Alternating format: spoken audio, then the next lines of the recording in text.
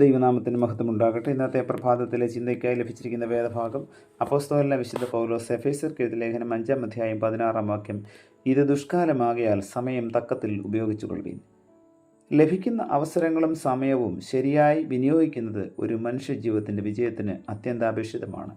Time and tide waits for no man. സമയവും തിരുമാലകളും ആരെയും കാത്തു നിൽക്കാറില്ല എന്ന് പറയുന്നത് എത്രയോ വാസ്തവമാണ്. കഴിഞ്ഞുപോയ ഒരു നിമിഷം എന്നേക്കും നഷ്ടപ്പെട്ടതാണ്. മടിയനായ മനുഷ്യൻ ഭൂമിക്ക് ഒരു ഭാരമാണ്. ജ്ഞാനിയായ ശലോമോൻ പറയുന്നത്, മടിയ, ഉറുമ്പിൻ്റെ അടുക്കൽ ചെല്ലുക, അതിൻ്റെ വഴികളെ നോക്കി ബുദ്ധി പഠിക്കുക. അതിന് നായകനും മേൽവിചാരകനും അധിപതിയും ഇല്ലാതിരുന്നിട്ടും വേനൽക്കാലത്ത് തൻ്റെ ആഹാരം ഒരുക്കുന്നു, കൊയ്ത്ത് കാലത്ത് തൻ്റെ തീൻ ശേഖരിക്കുന്നു. മടിയ, നീ എത്ര നേരം കിടന്നുറങ്ങും? എപ്പോൾ ഉറക്കത്തിൽ നിന്ന് എഴുന്നേൽക്കും? കുറേ കൂടി ഉറക്കം, കുറേ കൂടി നിദ്ര, കുറേ കൂടി കൈകെട്ടി കിടക്കുക. അങ്ങനെ നിൻ്റെ ദാരിദ്ര്യം വഴിപോക്കനെ പോലെയും നിൻ്റെ ബുദ്ധിമുട്ട് ആയുധ പാണിയെപ്പോലെയും വരും. സദൃശവാക്യങ്ങൾ 6 മുതലുള്ള വാക്യങ്ങളാണ് വായിച്ചു കേട്ടത്. സമയം തക്കത്തിൽ ഉപയോഗിക്കുവാൻ സമയത്തിൻ്റെ വിലയെക്കുറിച്ച് നാം ബോധവാന്മാരാകണം. ദിവസത്തിൻ്റെ അധിക ഭാഗവും ടെലിവിഷൻ്റെ മുമ്പിലിരുന്ന് ക്രിക്കറ്റ് കളി കൊണ്ടുകൊണ്ടിരിക്കുന്ന ഒരു യുവാവിനോട് സമയം വിലയേറിയതാണെന്ന് പറഞ്ഞാൽ അവൻ നമ്മെ പരിഹസിക്കും. പരീക്ഷയിൽ ഉയർന്ന മാർക്ക് വാങ്ങുന്ന കുട്ടികൾ പലരും പറയുന്നത് കേട്ടിട്ടില്ലേ, അന്നന്ന് പഠിപ്പിക്കുന്ന പാഠങ്ങൾ അന്ന് തന്നെ കൃത്യമായി പഠിച്ചു തീർക്കുമായിരുന്നു എന്ന്. ഇന്ന് ചെയ്തു തീർക്കേണ്ട കാര്യങ്ങൾ നാളത്തേക്ക് മാറ്റിവെക്കുന്നത് ഒരിക്കലും ശരിയല്ല. Yesterday is gone, tomorrow is not yours, but today is yours. കഴിഞ്ഞുപോയ സമയത്തെ ഓർത്ത് വിലപിക്കരുത്. വിജയത്തിൻ്റെ സോപാനം കയറുന്നവരൊക്കെയും കർത്തവ്യത്തെക്കുറിച്ച് ബോധമുള്ളവരാകണം. അല്പം അശ്രദ്ധ നേരിട്ടാൽ, നിസാരമായ കൃത്യവിലോപമുണ്ടായാൽ എന്തെല്ലാം അപകടങ്ങൾ ഉണ്ടാകാം എന്ന് നാം ചിന്തിക്കണം. വാഹനം ഓടിക്കുന്ന ഒരു മനുഷ്യൻ ഒരു നിമിഷ നേരത്തേക്ക് ഉറങ്ങിപ്പോയതുകൊണ്ട് വൻ ദുരന്തം ഉണ്ടായതായി പത്രവാർത്തകളിൽ നാം വായിക്കുന്നുണ്ട്. ദൈനംദിനം ഉണ്ടാകുന്ന വാഹന അപകടങ്ങളിൽ 75% മനുഷ്യരുടെ ശ്രദ്ധക്കുറവ് കൊണ്ടാണ് സംഭവിക്കുന്നതും. ലോകപ്രസിദ്ധമായ ടൈറ്റാനിക് എന്ന കപ്പലിൻ്റെ അത്യാഹിതം തന്നെ സമയത്തിന് എന്തുമാത്രം വിലയുണ്ട് എന്നതിൻ്റെ ഉദാത്തമായ ഉദാഹരണമാണ്. 1921 ഏപ്രിൽ 14-ാം തീയതി 2000-ഓളം ആളുകളെയും കൊണ്ട് ന്യൂയോർക്കിലേക്ക് ആദ്യ യാത്ര നടത്തിയ ടൈറ്റാനിക് എന്ന മഹാകപ്പൽ രാത്രിയുടെ കൂരിരുട്ടിൽ അതിവേഗം സമുദ്രത്തിൽ കൂടി യാത്ര ചെയ്യുകയാണ്.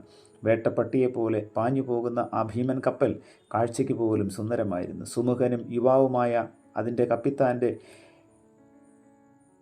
സൗന്ദര്യവും എടുത്തു പറയത്തക്കതാണ്. വെള്ള യൂണിഫോം ധരിച്ചതായിട്ടുള്ള ആ കപ്പിത്താൻ കപ്പലിൽ കർമ്മകുശലനായി നിൽക്കുന്നു. അദ്ദേഹത്തിൻ്റെ ശ്രദ്ധ മുഴുവൻ കപ്പലിൻ്റെ വേഗതയിലാണ്. കാരണം റെക്കോർഡ് വേഗത്തിലാണ് അത് ഓടിക്കൊണ്ടിരിക്കുന്നത്. പരമാവധി വേഗം എങ്ങനെ ഉണ്ടാകും എന്ന് പരിശോധിക്കുന്നതിനിടയിൽ ടെലിഫോൺ ബെല്ലടിച്ചു. ജോലി തിരക്കിലായിരുന്നതുകൊണ്ട് ക്യാപ്റ്റൻ ഫോൺ എടുത്തില്ല. 1 മിനിറ്റ് കഴിഞ്ഞ് വീണ്ടും ഫോൺ ശബ്ദം കേൾക്കാം. കപ്പലിൻ്റെ വേഗം കാണിക്കുന്ന യന്ത്രത്തിൽ നോക്കി സന്തോഷത്താൽ മതിമറന്ന് നിൽക്കുന്നതായിട്ടുള്ള കപ്പിത്താൻ അതൊന്നും ശ്രദ്ധിച്ചില്ല. അല്പം കഴിഞ്ഞ് 3ാമതും ഫോൺ ബെല്ലടിച്ചു. കപ്പിത്താൻ ഫോൺ എടുത്തു. അതൊരു അടിയന്തര സന്ദേശമാണ്. ശ്രദ്ധിക്കുക, നിങ്ങളുടെ കപ്പലിൻ്റെ മുമ്പിൽ വലിയൊരു മഞ്ഞുകട്ടയുണ്ട്. നേരെ മുമ്പിലാണ്. അതുകൊണ്ട് പെട്ടെന്ന് നിങ്ങളുടെ കപ്പൽ പിന്നിലേക്ക് എടുക്കുക. പക്ഷേ അല്പം വൈകിപ്പോയി. വേഗത കുറയ്ക്കുവാൻ യന്ത്രത്തിൽ കൈവച്ചപ്പോഴേക്കും ലോകപ്രസിദ്ധമായ കപ്പൽ ഭീമാകാരമായ ഒരു ഹിമക്കട്ടയിൽ തട്ടിക്കഴിഞ്ഞു.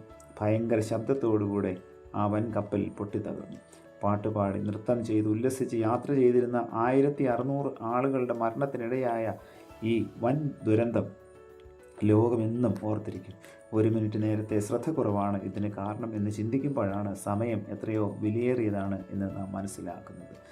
അതുകൊണ്ടാണ് പത്രോസ് അപ്പോസ്തലൻ നമ്മളോട് പറയുന്നത്, നിർമ്മതരായിരിപ്പീൻ, ഉണർന്നിരിപ്പീൻ, പ്രതിയോഗിയായ പിശാച് അലറുന്ന സിംഹം എന്ന പോലെ ആരെ വിഴുങ്ങേണ്ടു എന്ന് തിരഞ്ഞ് ചുറ്റി നടക്കുന്നു എന്ന്.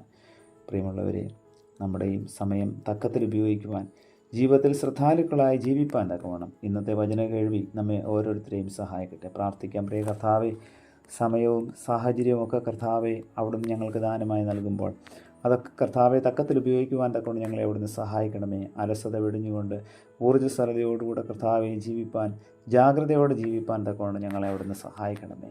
പുത്രൻ്റെ നാമത്തിൽ പ്രാർത്ഥന കേൾക്കണം പിതാവേ. ആമേൻ.